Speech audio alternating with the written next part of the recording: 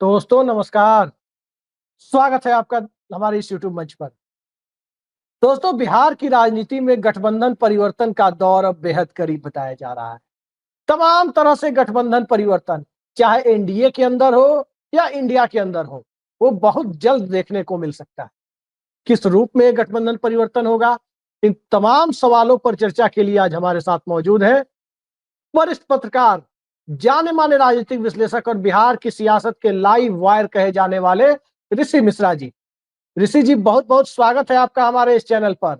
और जैसे ही नमस्कार। आपने ये जानकारी मुझे दी, मेरे तक भी जानकारी आई और कई सोर्सेस से कि गठबंधन परिवर्तन हो सकता है। मैंने कहा कि ऋषि जी के साथ तत्काल दर्शकों के सामने आकर जानकारी देनी चाहिए कि बिहार में किस तरह से गठबंधन परिवर्तन का दौर शुरू हो रहा है, खेला शुरू हो रहा है।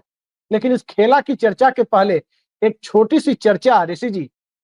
पटना की मीडिया ने पता नहीं क्यों इग्नोर किया और हम दिल्ली वाले लोगों को इस चीज को करना पड़ रहा है। कई बार मुझे लगता है कि इक्का दुक्का लोगों को अपवाद को छोड़ दें तो कहीं ना कहीं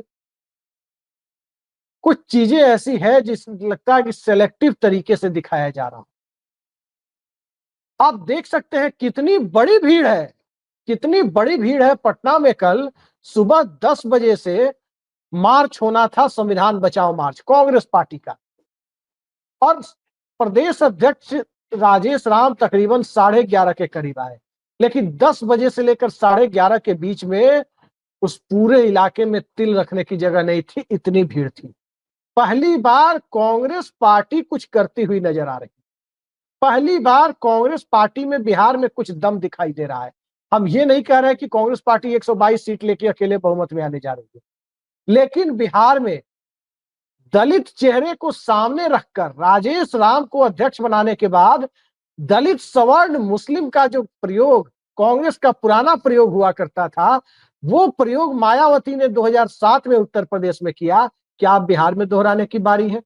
ऋषि जी, कल के प्रदर्शन को किस रूप से आप देखते हैं, क्योंकि एक स्पॉन्टेनियस भीड़ उसमें दिखाई दे रही थी। बिल्कुल, मैं आपके बात से सहमत हूँ। और भीड़ ठीक ठाक नहीं, भीड़ काफी संख्या में थी और कुछ चैनलों ने इस खबर को चलाया भी है। हालांकि अब कुछ चैनलों की क्या मजबूरी है मैं नहीं कह सकता हूँ। कुछ सेटिंग है या कांग्रेस का ही एक खेमा है या कांग्रेस के ही कुछ नेता हैं जो पटना के जो लोकल लेवल पे जो पत्रकार हैं, यूट्यूबर हैं, क्या उनको मैनेज कर रखे हैं। धन बल का भी प्रयोग होता है कि खबर दिखाना है, खबर नहीं दिखाना है। लेकिन यह बात बिल्कुल सही है कि राजेश राम जब से अध्यक्ष बने हैं सक्रियता में कोई कमी नहीं है। और कल के ही कार्यक्रम को आप देखिए, जिस प्रकार से जनता ने समर्थन दिया, कार्यकर्ताओं में एक प्रकार का उल्लास था, एक जोश देखने को मिला। वो कहीं न कहीं कांग्रेस में जान फूंकने की जो एक प्रक्रिया है या एक शुरुआत कहें, वो कहीं न कहीं मुझे सकारात्मक दिख रहा है। जी। आप बता दीजिए, आप तो बिहार पर आपकी पैनी नजर रहती है। आप बता दीजिए कि जब इससे पहले जो अध्यक्ष रहे हैं उनके कार्यकाल में इस प्रकार का कार्यक्रम हुआ हो। और एक बात बता देता हूं, और राहुल गांधी या कोई बड़े नेता कल उपस्थित नहीं थे। राजेश राम जी। अपने कैपेसिटी में, अपने राजेश राम और प्रेमचंद कैपेसिटी मिश्रा लीड में, कर रहे थे। हाँ, राजेश राम और प्रेमचंद मिश्रा और कुछ अन्य नेताओं हम्म। के सहयोग से ये प्रोग्राम ऑर्गेनाइज किया गया था। और सबसे अच्छी हम्म। जो पॉजिटिव साइन है कि जो ग्रास रूट वर्कर, जो कहीं ना कहीं एक प्रकार से उपेक्षित थे, कई ऐसे कार्यकर्ताओं से हमारी बात होती है। अब हम पत्रकार हैं, पूरे दिन फोन आता रहता है, कभी पटना से, कभी भागलपुर से, कभी बेतिया से, कि भैया, पहले पहले की बात कह रहा हूं कि हम लोग जब जाते हैं सदाकत आश्रम तो कोई पूछने वाला नहीं है। हम्म। यदि कुछ ऐसा है, ऐसी बातें हम एक एक आपको छपरा के बगल में एक संसदीय क्षेत्र है, नाम भूल रहा हूँ, वहां के एक नेताजी हैं, शुक्ला जी, समथिंग शुक्ला करके हैं, पूरा नाम याद जी। नहीं आ रहा है उनका। वो अपने बारे में बता रहे थे कि मैंने कुछ ऐसी बातें कही उस समय के अध्यक्ष के सामने में जो पार्टी के हित में था, तो उनके बाउंसर ने उनको धक्का दे दिया। आजकल नेता लोग भी तो बाउंसर रखते हैं क्या? जी जी, बाद में जो नेताजी हैं बाय प्रोफेशन लॉयर भी हैं, उन्होंने केस भी दर्ज कराया था उस समय के जो अध्यक्ष थे उनके विरुद्ध। अरे भाई, तो तो हम लोग जैसे एक महा लीवर के पत्रकार को बच के रहना चाहिए ऐसे नेताजी लोगों से जो बिल्कुल, बाउंसर एक रखते एक हैं। एक पत्रकार का कैसे माइक मतलब माइक पकड़ के झटक दिया गया। आप तो उस पत्रकार को जानते हैं, बेचारे अभिषेक मिश्रा को। आप अभिषेक जी। कुमार हैं, वो अभिषेक मिश्रा है। हम्म। तो कहीं ना कहीं राजेश राम, देखिए राजेश राम एक सौम्य नेचर के हैं और गुटबाजी और इन चीजों में विश्वास नहीं करते हैं। सबको लेकर चलने में विश्वास करते हैं, सबको सुनते हैं, जो डिजर्व जिस प्रकार से डिजर्व करता है उस प्रकार से उनकी पोजीशनिंग करने का प्रयास करते हैं। और कल जिस प्रकार से सबसे पॉजिटिव मैंने जो देखा अभिषेक जी की, जो ग्रास रूट के जो कार्यकर्ता हैं उनमें एक अलग प्रकार का जोश और उल्लास था, जो पार्टी के लिए शुभ संकेत है। और अब तमाम जो यूट्यूबर हैं बड़े बड़े, जो अपने आप को मठाधीश मानते हैं, आजकल कुछ मठाधीश पटना के टीवी में भी दिख रहे हैं। अब बिहार में चुनाव है, तो इन मठाधीशों को खैर देखिए, ये जो दिल्ली व्यक्तिगत है, क्योंकि चैनल में नहीं कोई कहीं नहीं, जाए इस पर हम टिप्पणी नहीं करें। मैं किसी व्यक्ति का नाम नहीं ले रहा हूं, आप गजब की बात कर रहे हैं। हम्म। आप दिल्ली में बैठे संपादक को लगता है कि यही मठाधीश हैं बिहार के। आप ही टीवी पर दिखते रहते हैं। तो मैं अपने लिए भी कह रहा हूं, इसलिए तो मैं कह रहा हूं, मैं अपने लिए भी कहता सुबह हूं। से शाम तक, अब सुबह से शाम तक आप ही अब रहते हैं। अब कोई संबित संपादक पात्रा, हमें ही सुधांशु त्रिवेदी, सबको जवाब देते रहते हैं आप। संबित पात्रा जी हमारे अच्छे मित्र, झगड़ा मत लगाइए। अब टीवी डिबेट में होता है, तो क्या ऐसी मजबूरी है कि एक पटना कि एक जो पत्रकारों का एक तबका है जो राजेश राम को एक तरह से इस प्रकार से इग्नोर कर रहा है, ये समझ से परे है। या कांग्रेस के कुछ नेता है, या बीजेपी या जेडीयू नहीं चाहती है, क्योंकि देखिए राजेश राम के आने से ये संभावना है कि महादलित का एक बड़ा चंक जो है महागठबंधन से जुड़ता हुआ दिख रहा है। तो क्या ये एक खतरे की घंटी है एनडीए के लिए, या उन नेताओं के लिए जो महादलितों के मताधीश बने हुए हैं, अपने आप को सर्वे सर्वा बताते हैं, वोट दिलाने का भरोसा दिलाते हैं।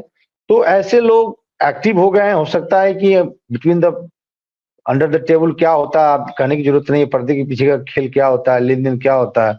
बहुत से ऐसे पत्रकार है, आप चुनाव आ गया है और विधानसभा में नाम बताएंगे, ये सशक्त दावेदार हैं, वो कमजोर दावेदार हैं, तो सशक्त से सशक्त माल खींच लेंगे और कमजोर वाले को कहेंगे भाई तुम। तो ये खेल होता है। तो ऐसे जो चीजों माल से पहुंचा दिया वही सशक्त है, जो नहीं वही पहुंचाया वो सशक्त है। कमजोर है। और हम लोगों पे कोई आरोप लगाएगा तो हम लोगों ने तो ऐसे ऐसे नेताओं का मजम्मत किया है, और हम लोगों की रिपोर्टिंग के कारण कई ऐसे चुनाव हार गए हैं। भैया हम लोग फैक्ट्स बताते खैर हैं। छोड़ दीजिए, छोड़ दीजिए, शिवहर को ही रिपोर्टिंग से कोई लेकर, नहीं हारता। आप शिवहर नहीं नहीं फैक्ट देखिए, मैं नहीं कह रहा हूं कि हमारे रिपोर्टिंग से कोई चुनाव हार गया है, लेकिन लोगों के जनमानस में जो सच फैक्ट्स है उसको तो रखें। न कहा न किसी से दोस्ती, न किसी से बैर। जो फैक्ट्स हैं वो फैक्ट्स हैं। देखिए मैं नीतीश कुमार के ईमानदारी को लेकर प्रशंसा जरूर करता हूं, लेकिन नीतीश कुमार के छत्र छाया के नीचे जो भ्रष्टाचार का एक बड़ा आयाम बिहार में बना है, एक जो वॉल्यूम क्रिएट हुआ है, उसको लेकर भी मैं क्रिटिसाइज करता हूं। जी, हम तो लोग करते रहते हैं। ये सब पत्रकार को समावेशी होना चाहिए, ये नहीं कि ये अच्छा है वो बुरा है। भाई बहुत से लोगों में अच्छाई होता है तो बुराई भी होता है, और जिनमें बुराई है तो उसमें बहुत अच्छाई भी है। तो दोनों चीजों को रखने की जरूरत है। जी जी नहीं, बिल्कुल आपने सही कहा। कई लोग हमारी आलोचना कमेंट बॉक्स में आके करते हैं। नीतीश कुमार व्यक्तिगत तौर पर अब तक ईमानदार आदमी साबित हुए हैं, हम उनको कैसे बेईमान कर दें? सीधी सी बात हम नहीं कह सकते, लेकिन उनके प्रशासन के नीचे आकंठ भ्रष्टाचार चल रहा है, हम उसे कैसे साफ सुथरा प्रशासन कह दें? वो भी हम नहीं कह सकते। बिल्कुल तो दोनों ही बातों को हम कहते रहे। खैर, ये अपनी जगह है। कांग्रेस पार्टी ने पहला शो ऑफ किया है, और उसके शो ऑफ के बाद कहीं ना कहीं एनडीए के अंदर खास करके वो 5 किलो राशन पर दलित समाज से वोट खींचती है, और चुनावी हिंदुत्व का नाम लेकर और सारी वैकेंसियों पर ताला लगाकर अपर कास्ट के लोगों का जो वोट खींचने की कोशिश करती है, वो अग्निवीर और तमाम वैकेंसियों पर ताले ने तमाम चीजों को खोल कर रख दिया है। तो सवर्ण तबका भी अब कांग्रेस के प्रति रुझान दिखा रहा है। कांग्रेस कितना खींच पाती है, उस चीज को समझ पाती है, नहीं ये देखना है। ऋषि जी कुछ कह रहे हैं? 2 सेकंड लूंगा। धर्म के नाम पे कोई भी पार्टी, XYZ कोई भी पार्टी, चाहे इधर का हो या उधर का हो, धर्म के नाम पे राजनीति यदि करती है तो एक तरह से देश को आप खोखला कर रहे हैं, देश को कमजोर कर रहे हैं, देश के सोशल फैब्रिक पे आप प्रहार कर रहे हैं। चाहे कोई मुस्लिमों का रहनुमा बनने का प्रयास करता हो, कोई सिखों का रहनुमा बनने का प्रयास करता हो, या कोई हिंदुओं का रहनुमा बनने का प्रयास करता हो, तो जो सोशल फैब्रिक है, जो सामाजिक ताना बाना है, उसको नष्ट करने का प्रयास कर रहे हैं आप। और इस एक तरह से देश को गृह युद्ध की तरफ, ठीक है आप चुनाव जीत गए, लेकिन जो घाव आपने समाज में, एक घाव जो मतलब विरोध दिया है या जो एक मतलब क्रिएट कर दिया है, उसका नुकसान आने वाली पीढ़ी को उठाना पड़ता है। जी आप अपने जी काम के आधार पर वोट मांगिए ना, आप अपने काम के आधार पर वोट मांगिए, कि धर्म के नाम पे कि हम वो किसी एक धर्म को नीचा दिखा दें और पोलराइज के चुनाव लड़ रहे। ऋषि जी ये सही नहीं है। आपने सही कहा, आपने बिल्कुल सही कहा, और ये चीज होनी भी चाहिए, लेकिन सवाल है राजनीतिक पार्टियां और लोग माने तब तो। खैर हम आगे बढ़ते हैं। जैसा कि हमने अपने इंट्रो में बताया कि बिहार में गठबंधन परिवर्तन का दौर बहुत जल्द शुरू हो सकता है। बड़ा खेला चल रहा है, और बड़ा खेला किस रूप में? तो सीधी सी बात है, बिहार में 2 गठबंधन। नीतीश कुमार के घोषित या अघोषित चेहरे पर एक गठबंधन कायम है जिसे हम एनडीए कहते हैं, और तेजस्वी यादव के घोषित या अघोषित जो भी आप माने, उस चेहरे पर एक गठबंधन कायम है जिसे आप महागठबंधन या इंडिया गठबंधन कहते हैं। और इन दोनों गठबंधनों में गठबंधन परिवर्तन का दौर बिहार में कभी भी देखने को मिल सकता है। अब एक एक कर चर्चा करेंगे। पहले चर्चा नीतीश कुमार वाले गठबंधन की। हालांकि नीतीश कुमार की पार्टी अभी भी सीटों को लेकर के बार्गेनिंग की स्थिति में है, क्योंकि उसे पिछला फॉर्मूला चाहिए 122, और हद से हद 115 से नीचे तो सवाल ही नहीं है। कितनी कामयाबी मिलती है वक्त बताएगा। लेकिन उस गठबंधन से नीतीश कुमार की पसंदीदा जगह वाल्मीकि नगर से कुछ आवाज उठे हैं, उन्हीं की पार्टी में रह चुके। और इस देश में चंद ऐसे राजनेता होंगे, बमुश्किल दर्जन भर लोग, जो चारों सदनों के सदस्य रहने का रिकॉर्ड बना चुके हैं। उन्हीं में से एक राजनेता की पार्टी है जो अपना हिस्सा मांगने जेडीयू में गए थे, उपेंद्र कुशवाहा। और वहां से जो आवाज उठी है, वो सीधे सीधे भारतीय जनता पार्टी का नाम लेकर और भाजपा के कुछ नेताओं का नाम लेकर उठी। तो क्या उपेंद्र कुशवाहा नई बिसात करीब करीब बिछा चुके हैं? और क्या उपेंद्र कुशवाहा जो कर रहे हैं वो नीतीश कुमार के सह पर तो नहीं कर रहे? ऋषि जी क्या है ये पूरा खेल, जरा बताइए। देखिए, उपेंद्र कुशवाहा इन दिनों चिंतन शिविर के दौर से गुजर रहे हैं, और चिंतन शिविर उन्होंने आयोजित भी किया था। अब चिंतन शिविर जो है सीटों को लेकर है। अब कितना चिंता है उपेंद्र कुशवाहा। वाल्मीकि नगर और राजगीर में ही क्यों होता है? वाल्मीकि नगर में बाघ, जो गेंडा, ये सब जो देखते हैं, तेंदुआ और हाथी वगैरह देख के ज्यादा चिंतन होता है क्या? देखिए, उपेंद्र कुशवाहा ये चाहते हैं कि एनडीए में यदि वो रहें, हालांकि इसकी संभावना अब कम दिख रही है, यदि एनडीए में रहें तो अधिक से अधिक सीटें जो है अपने बड़े एलायंस पार्टनर यानी जेडीयू बीजेपी से लेने में सफल, मतलब अधिक से अधिक सीटें वो लेना चाहते हैं। लेकिन सबसे बड़ा सवाल है कि यदि आप उनके प्रेस कॉन्फ्रेंस को देखा होगा तो वो एनडीए में तो रहना चाहते हैं, अधिक से अधिक सीटों पे चुनाव लड़ना चाहते हैं, अपने कार्यकर्ताओं को चुनाव लड़ाना चाहते हैं, लेकिन वो बीजेपी पर भी हमलावर है। और बीजेपी में खासकर बिहार बीजेपी की जो चेहरा है, स्पष्ट कहूं तो सम्राट चौधरी को लेकर हमलावर है। हालांकि उन्होंने नाम नहीं लिया, लेकिन ये पब्लिक डोमेन में है कि वो उपेंद्र कुशवाहा चुनाव लड़ते हैं, और चुनाव में किस प्रकार से उनके साथ खेल होता है। पवन सिंह को चुनाव लड़ाया जाता है, पवन सिंह को किस प्रकार से वहां के जो स्थानीय भाजपा के नेता पटना में बैठे किसी एक नेता के इशारे पे पवन सिंह को मदद करते हुए दिखते हैं।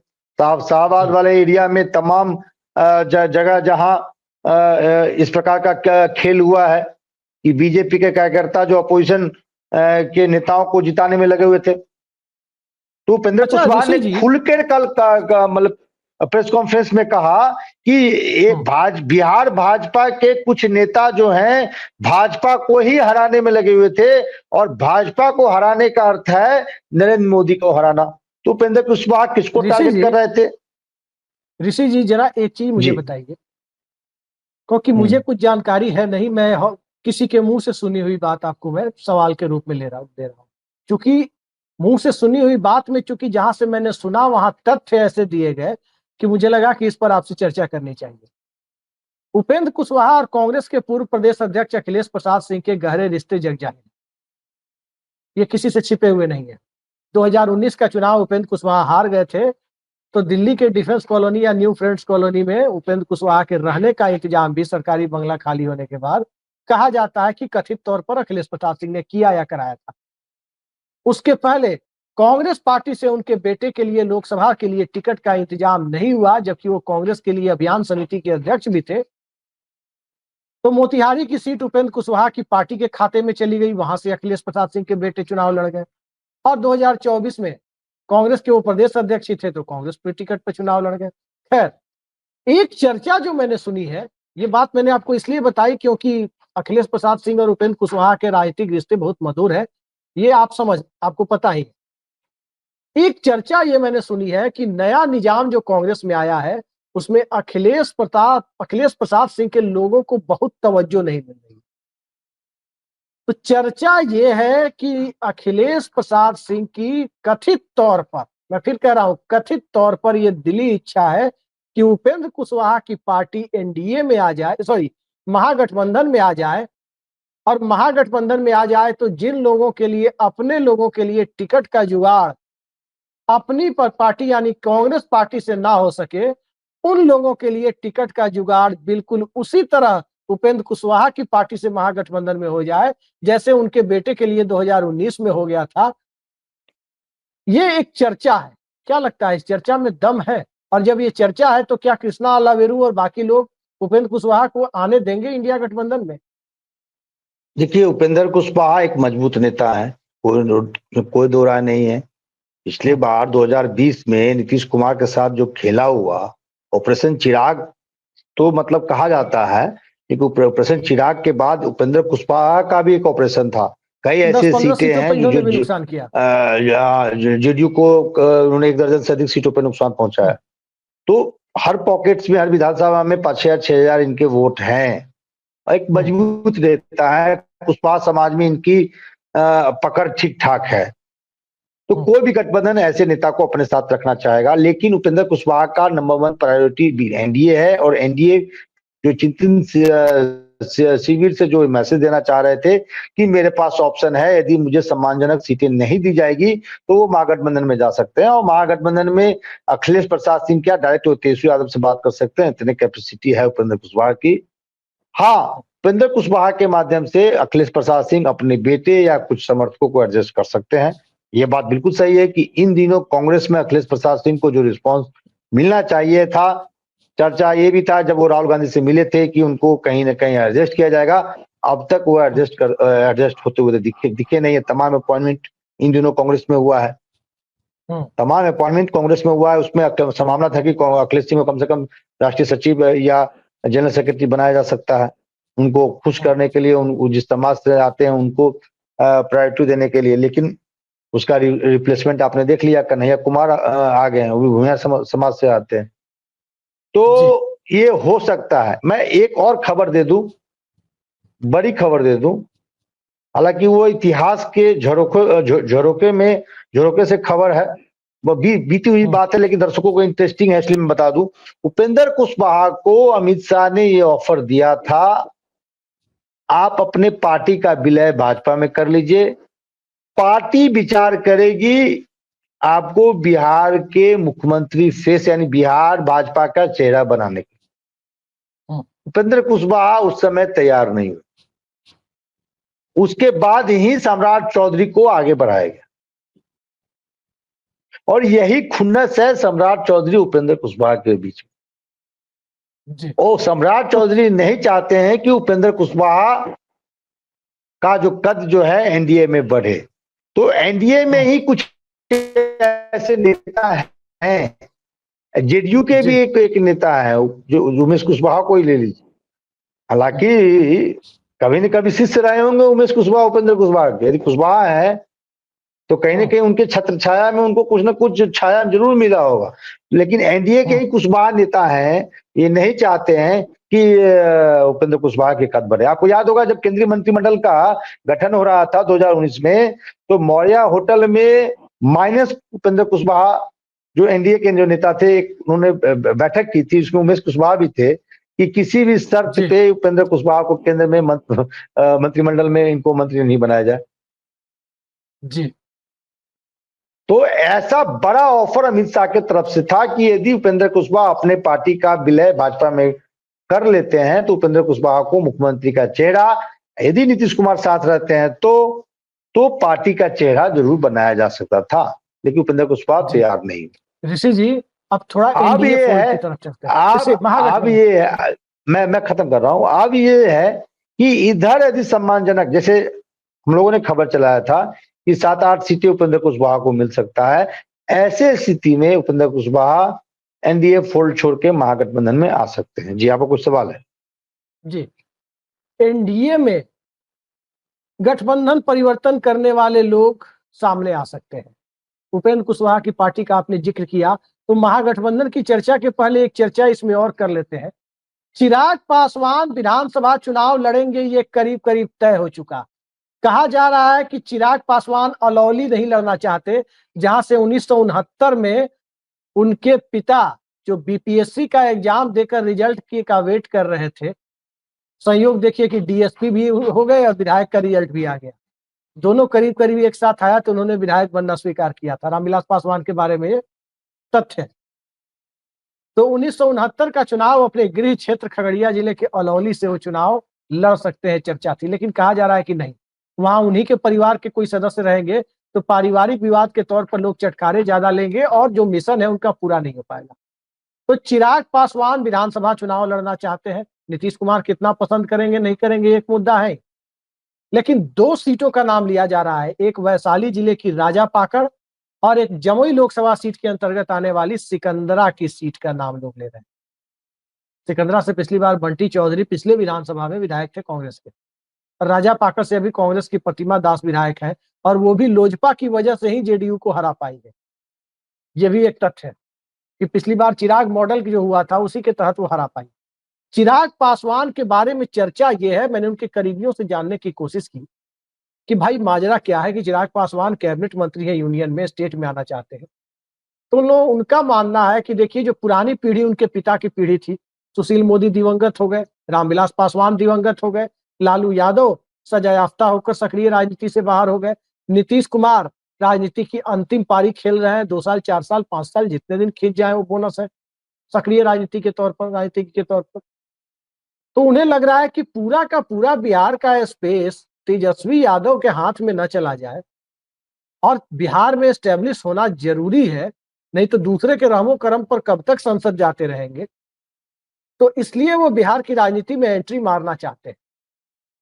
तो इस पूरे खेल के पीछे आपको क्या लगता है? चिराग पासवान बिहार आ रहे हैं तो क्या बिहार की राजनीति में एस्टेब्लिश होना चाहते हैं या चिराग पासवान रहमो करम वाली राजनीति से मुक्ति पाना चाहते हैं या बिहार में वो मुख्यमंत्री बनना चाहते हैं? क्या है? मैं आपके सवाल को उलट देता हूं। तेजस्वी यादव चिराग पासवान एस्टेब्लिश होना चाहते हैं या कोई दिल्ली से एस्टेब्लिश करवाना चाहता है? हनुमान खुद से बोल रहे हैं या भगवान राम के, उनके जो भगवान राम हैं उनके इशारे पे बोल रहे हैं, या भगवान राम के जो लक्ष्मण हैं उनके इशारे पे बोल रहे हैं? ये जो हनुमान जी हैं, राजनीति रूपी जो हनुमान जी हैं बिहार के, वो भगवान राम जो भारतीय राजनीति के जो राम हैं उनके जो लक्ष्मण हैं उनके इशारे पे बोल रहे हैं या खुद बोल रहे हैं? यदि खुद बोल रहे हैं तो इनकी कैपेसिटी क्या है? 20-22 सीटों की है, 18 से 20 या 22, अधिक से अधिक 22, उससे ज्यादा तो नहीं मिलने वाली है। क्या इस दिन 22 सीटों में 100% भी स्ट्राइक रहेगा तो 22 को 22 का 22 भी जीत जाएंगे तो क्या इनको कोई मुख्यमंत्री बना देगा? और नीतीश कुमार के रहते हुए तो संभव भी नहीं है यहाँ डिप्टी सीएम बनना।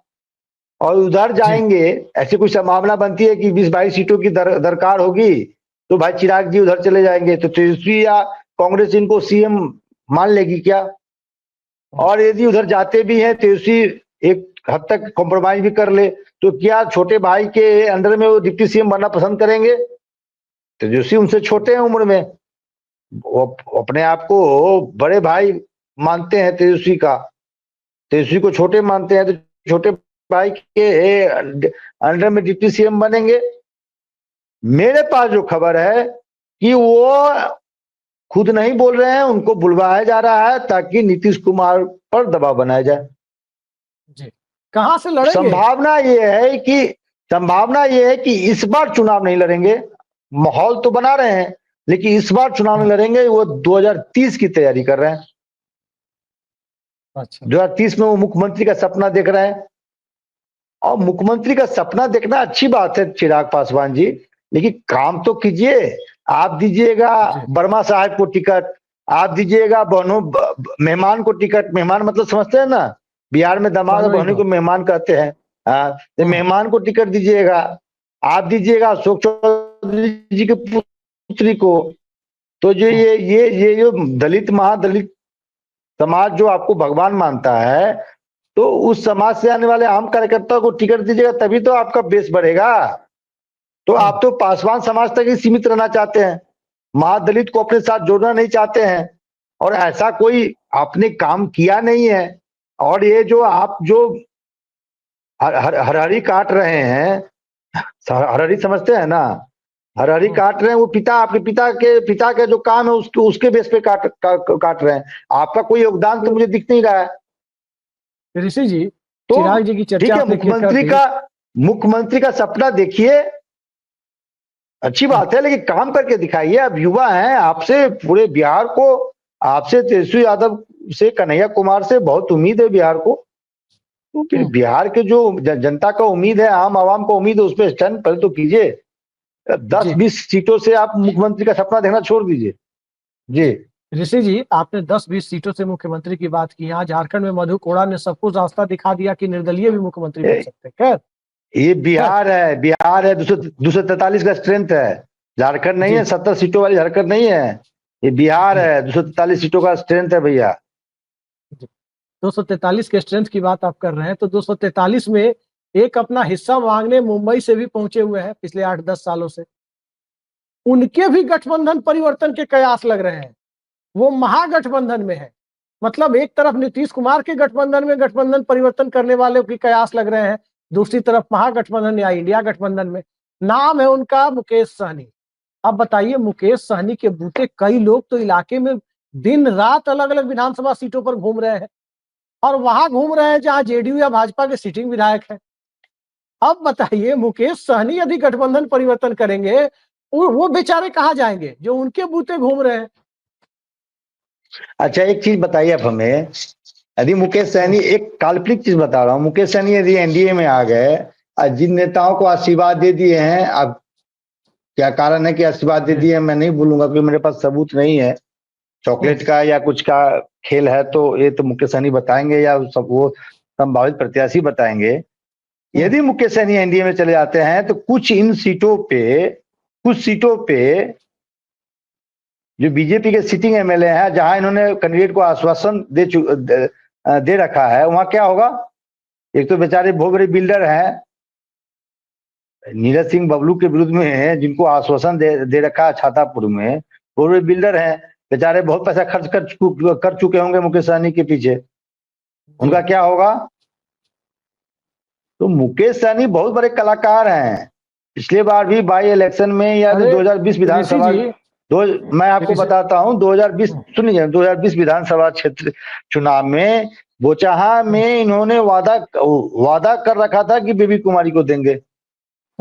बीजेपी ने वादा कर रखा था, क्योंकि वो बेचारी निर्दलीय चुनाव जीत के बीजेपी को समर्थन दिए, बीजेपी में ज्वाइन कर ली, और मार्जिन भी ठीक ठाक था, 25-26 हजार का मार्जिन था। बेबी कुमारी का और बाद में संजय जायसवाल को ये कमिटमेंट कर दिए मुकेश सहनी की, किसी भी शर्त पे हम भाजपा के ही कैंडिडेट को टिकट देंगे, एक सिंबल वीआईपी का रहेगा, वीआईपी के खाते में चली गई थी।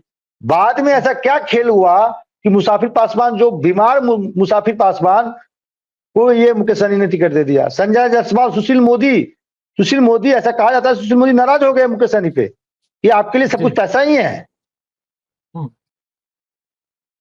तो ये कलाकार आदमी है जहां हमारा चैनल नहीं करता है इस तथ्य की पुष्टि जो ऋषि जी कह रहे हैं, लेकिन हाँ ऋषि जी कह रहे हैं, इनके व्यक्तिगत विचार है कि क्या है।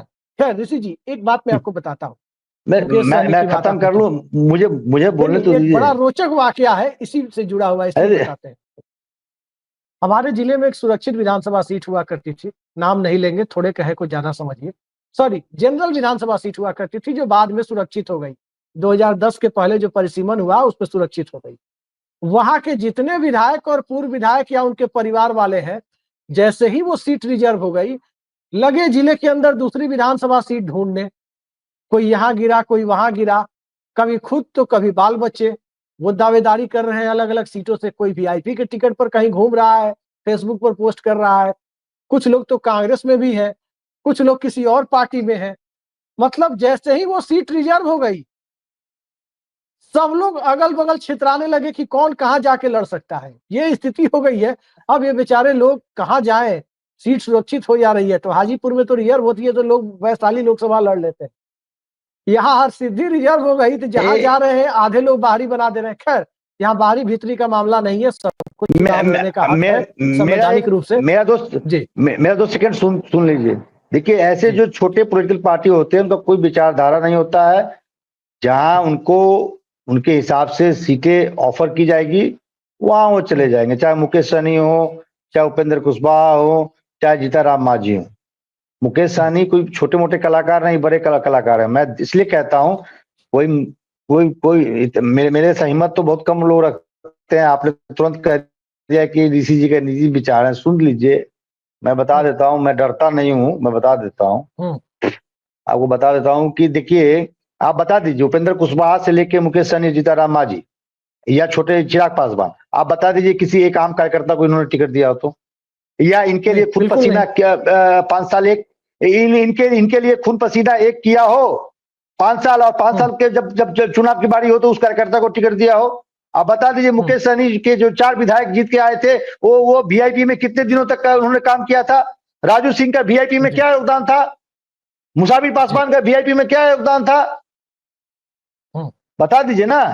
इसलिए मैं कहता हूं जो मैं जो कह रहा हूं चर्चा के आधार पे कह रहा हूं, मेरे पास में कोई सबूत नहीं है, लेकिन जो राजनीतिक गलियारों में जो चर्चा है, और चर्चा का सबसे बड़ा प्रूफ है कि इन प्रत्याशियों का बैकग्राउंड देख लीजिए।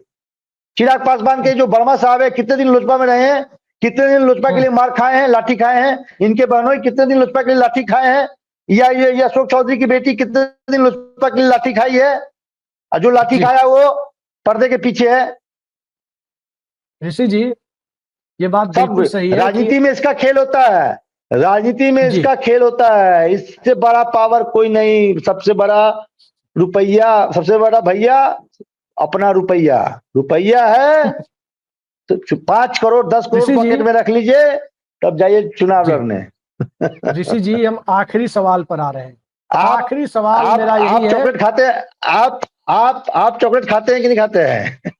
कैडबरी का चॉकलेट खा लेते हैं कभी कभार खाते हैं। डार्क चॉकलेट कोरोना में लोग कह रहे थे डार्क चॉकलेट जल्दी घर में से निकल नहीं रहे थे, तो लेमन चूस जिसको बोलते हैं बिहार में लेमन चूस बोलते हैं, तो रूम को अंधेरा करके कर दीजिए तो डार्क हो गया, और चॉकलेट खा लीजिए तो मान लिए कि डार्क चॉकलेट खा लिए। चलिए राजनीतिक चॉकलेट खाते हैं कि नहीं? नहीं, अब राजनीतिक चॉकलेट तो क्या होता है वही लोग जाने, हम तो नहीं खाते हैं। ऋषि जी आखिरी सवाल पर आ रहे हैं। चलिए 4 महीने के अंदर अंदर बिहार में चुनाव की रणभेरी बच जाएगी, आचार संहिता लग जाएगी। सवाल ये है सब कौन किधर जा रहा है, जातीय समीकरण, सांप्रदायिक समीकरण, सब पर बात हो रही है। जनता के मुद्दे पर कोई बात नहीं कर रहा है कि आखिर बिहार का लोग कब तक जाएगा सूरत में कमाने, केरल में कमाने। रवीश कुमार तो कहते हैं, वरिष्ठ पत्रकार है, हमारी फील्ड के वरिष्ठ साथी है, वो कहते हैं कि हर गांव में एक रेलवे स्टेशन खोल देना चाहिए, लोग लद्दाख के जाए और फिर दिवाली, छठ और होली पे लद्दाख के आए। तो ये स्थिति है, सबको रेलवे लाइन चाहिए अपने इलाके में, सबको ट्रेन चाहिए, यही मुद्दा है। स्कूल नहीं चाहिए, स्वास्थ्य नहीं चाहिए, IT हब नहीं चाहिए, समझ रहे हैं ना? ये सब नहीं चाहिए, रेलवे चाहिए, हाईवे चाहिए, हवाई अड्डा चाहिए, ताकि पलायन करने में आसानी हो, जाकर बाहर जाके कमाने में। भीतर कुछ भी नहीं चाहिए बिहार देखिए के अंदर, बिहार में कुछ नहीं चाहिए। और जनता के मुद्दे समझ पर गए, जनता भी तैयार होती हुई नहीं दिख रही है, क्या लगता है आपको? असल पॉइंट पे अब आए, असल पॉइंट पे अब आए आप। हम्म, रवीश जी हमारे वरिष्ठ साथी हैं, लेकिन रवीश जी के लिए भी एक बात कह दूं, जितना वो कहते हैं वो खुद भी उतना नहीं करते हैं। और जनता, आम जनता के लिए कितने आसानी से उपलब्ध है रवीश कुमार, कहने की जरूरत नहीं है। कोई आम आदमी उनसे बात करना चाहे, हमारे ऐसे पत्रकार बात करना चाहे, तो फोन भी नहीं उठाते हैं, व्हाट्सएप ब्लॉक कर देते हैं। इतने बड़े वो जनमानस के लोकप्रिय पत्रकार हैं। बात बनाना अलग होता है और उसको एग्जीक्यूट करना अलग होता है। पत्रकार क्या होता है? समाज का फ्री का एक एडवोकेट होता है। और कोई आपसे व्हाट्सएप पे मैसेज करे और व्हाट्सएप को ब्लॉक कर दीजिए, तो ऐसे पत्रकार समाज को नहीं चाहिए। ये बताइए बिहार के कैसे मुद्दे पर व्यक्तिगत नहीं, गलत बात, व्यक्तिगत कैसे है? तो फिर आप समाज को आईना दिखाने का काम मत कीजिए। रवीश कुमार जी, समाज को समाज के लोग यदि आपसे संपर्क करना चाहे, लोग आपसे बात करना चाहे, दुख दर्द शेयर करना चाहे, तो आप सिलेक्टेड चीज को उठाइएगा। बाकी कहिए कि हम बहुत हम खास आदमी हैं, बहुत VVIP आदमी हैं। ऐसा नहीं होता है अभिषेक जी, मैं आपके बात से सहमत नहीं। जहां तक सवाल क्या था, सवाल देखिए, आपके लास्ट लाइन से मैं सहमत हूं। जनता भी अपने से जुड़े हुए मुद्दों पे वोट नहीं करती है। हम वोट क्या चीज पे करते हैं? जात पे करते हैं, पात पे करते हैं, धर्म पे करते हैं। हम कितना भी डायलॉग दे जो फॉरवर्ड है, कितना भी नरेंद्र मोदी को क्रिटिसाइज कर ले, बूथ पे जाके बीजेपी को वोट करता है। यादव समाज कितना भी लालू यादव को क्रिटिसाइज कर दे, तेजस्वी यादव को यदि शादी करना हुआ है तो यादव समाज में बेटी नहीं मिली उनको, फिर क्रिश्चियन से उन्होंने शादी किया है। आप कहिएगा व्यक्तिगत है, व्यक्तिगत नहीं है, उस कौम के आप रहनुमा है, समझे। लेकिन तमाम यादव समाज के लोग क्रिटिसाइज करेंगे तेजस्वी यादव को, लेकिन वोट देंगे RJD को ही। ठीक है, तो जब तक हम इन मुद्दों पे वोट करते रहेंगे, हमारे नेता क्यों जनता मतलब काम करेंगे आपके लिए? हम क्यों करेंगे बताइए ना, आप बताइए। हमारा जहां मुजफ्फरपुर में आवास है, बुचहा विधानसभा में आता है, और मेरा घर जो है मेन रोड पे है, और उस रोड पे आप पैदल नहीं चल सकते हैं, और उस रोड से 20,000 25,000 लोग पर डे गुजरता है। विधायक को नहीं दिखता है, जनता को नहीं दिखता है। जनता का हिम्मत है विधायक को फोन लगा के कह देंगे कि रोड खराब है, विधायक जी तुरंत 5 पहलवान भेज के ठीक कर देंगे 2 मिनट में, समझे ना।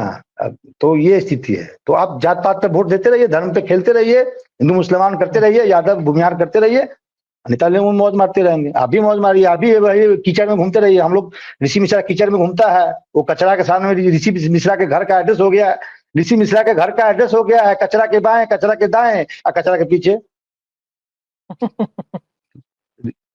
ऋषि मिश्रा जात के नाम पे वोट देते रहिए।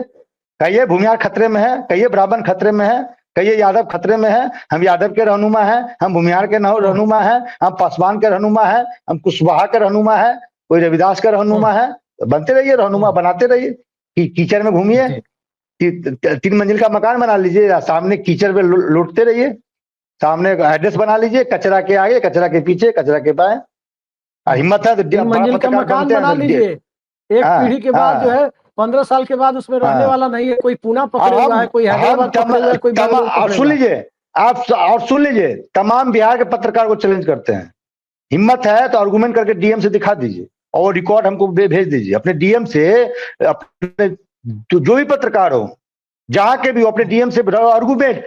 सर प्रणाम, चमचागिरी करके नहीं, सर प्रणाम, आप तो बहुत सुंदर लगते हैं, कृष्ण का अवतार लगते हैं, सर क्या पर्सनालिटी है आपका। इसे चमचागिरी वाला शब्द नहीं, आर्गुमेंट करके दिखा दीजिए कि मेरे घर के आगे का रोड नहीं बना हुआ है, रोड कब बनेगा DM साहब, और क्यों नहीं बन रहा है। इतना आर्गुमेंट इस टोन में बात करके दिखा दीजिए, मैं आपका पैर पकड़ लूंगा। बात बनाने से नहीं होता। सही कह रहे हैं।